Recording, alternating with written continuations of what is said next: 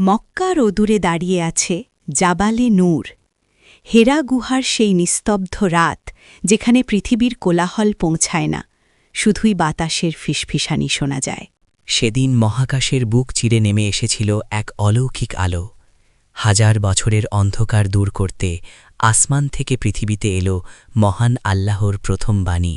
জিব্রাইল আলাইহের কণ্ঠে ধ্বনিত হল সেই অমর শব্দ, ইকরা, পড়ো তোমার প্রভুর নামে, যিনি তোমাকে সৃষ্টি করেছেন রক্তপিণ্ড থেকে।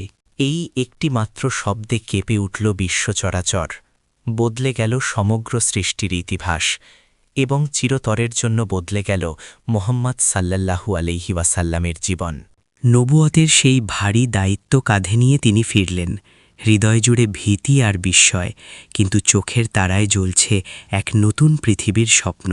খুব শীঘ্রই বদলে যাবে পুরো পৃথিবী, জাহেলিয়াতের অন্ধকার ছিঁড়ে উদিত হবে তাওহীদের সূর্য, কিন্তু তখনও সময় আসেনি প্রকাশ্যে ঘোষণা করার। নবুয়তের শুরুতেই আল্লাহ তাআলা নির্দেশ দিলেন, এখনই জনসম্মুখে নয়। হে চাদর আবৃতকারী, ওঠো এবং সতর্ক করো, কিন্তু শুরু করো একদম নীরবে।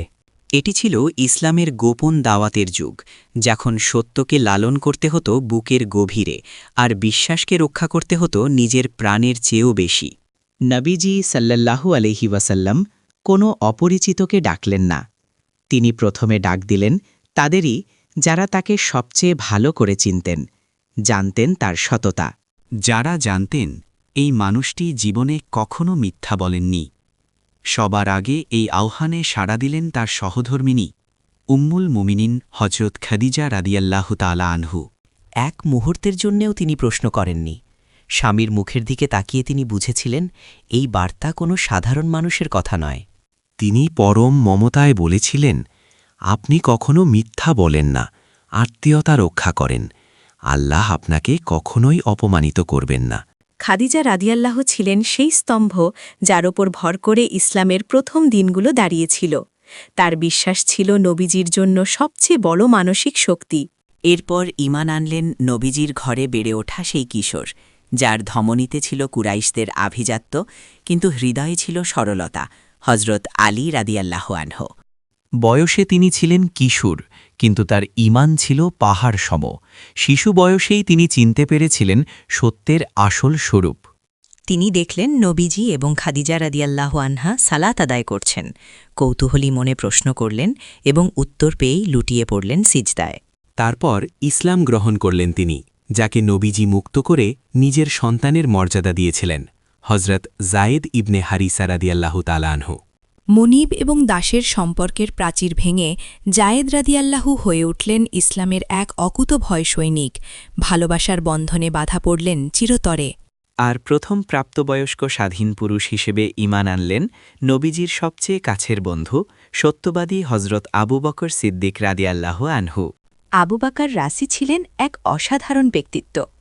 নবীজির কথা শোনা মাত্র তিনি কোনো যুক্তি বা তর্ক ছাড়াই বলে উঠলেন, আমি বিশ্বাস করলাম। তিনি জানতেন মোহাম্মদ সাল্লাল্লাহু আলাইহি ওয়াসাল্লামের জবান থেকে যা বের হয় তা পরম সত্য। তার এই বিশ্বাস তাকে দান করল সিদ্দিক বা সত্যবাদীর উপাধি।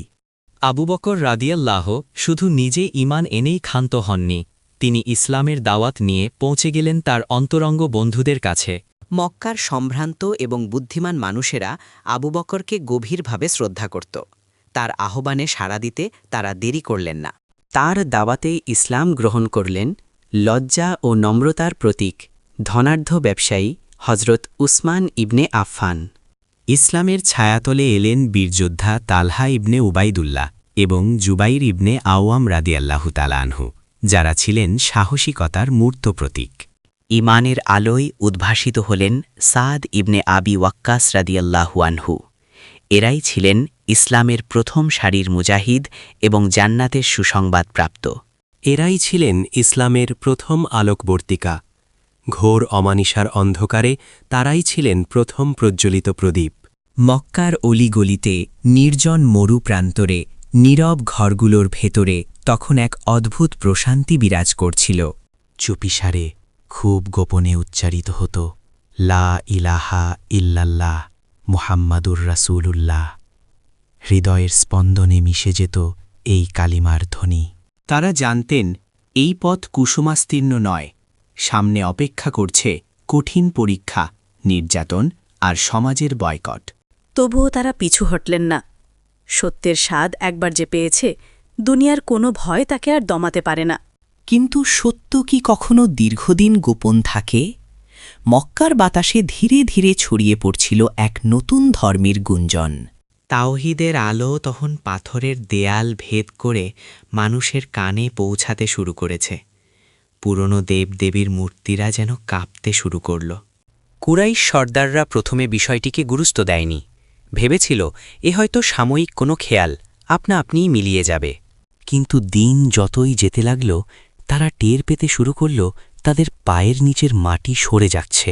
তাদের শতাব্দীর পর শতাব্দী ধরে চলে আসা পুরনো ব্যবস্থা আজ এক বিশাল হুমকির মুখে।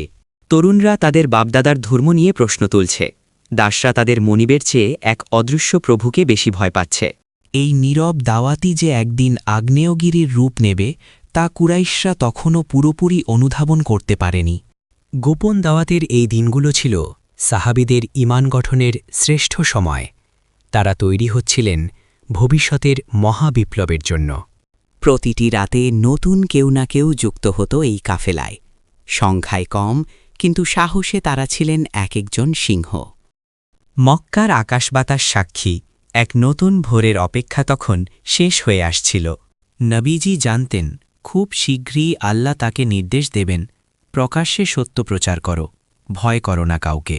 সেই দিনটি হবে মক্কার ইতিহাসের সবচেয়ে বড় চমক, যেদিন সাফা পাহাড়ে দাঁড়িয়ে তিনি ডাক দেবেন সবাইকে।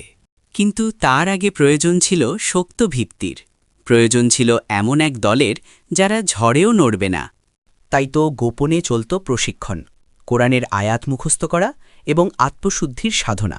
ইসলামের এই শুরুর দিনগুলো আমাদের শেখায় বড় পরিবর্তনের জন্য প্রয়োজন ধৈর্য, কৌশল এবং অটুট বিশ্বাস। আজকের এই গোপন দাওয়াত আগামীকাল পরিণত হবে প্রকাশ্য সংগ্রামে। সত্য ও মিথ্যার সেই চিরন্তন দ্বন্দ্বের শুরু এখান থেকেই। কিভাবে মক্কার এই মুষ্টিমেয় মানুষগুলো পুরো আরবের চেহারাই বদলে দিল, সেই রোমাঞ্চকর ইতিহাস এখনও বাকি। পরবর্তী পর্বে আমরা জানব দারুল আরকামে সাহাবীদের গোপন প্রশিক্ষণ ও সাফা পাহাড়ে নবীজির প্রথম প্রকাশ্য ডাক। ততক্ষণ পর্যন্ত ইতিহাসের এই মহান নায়কদের স্মরণে আপনার হৃদয়কে আলোকিত রাখুন।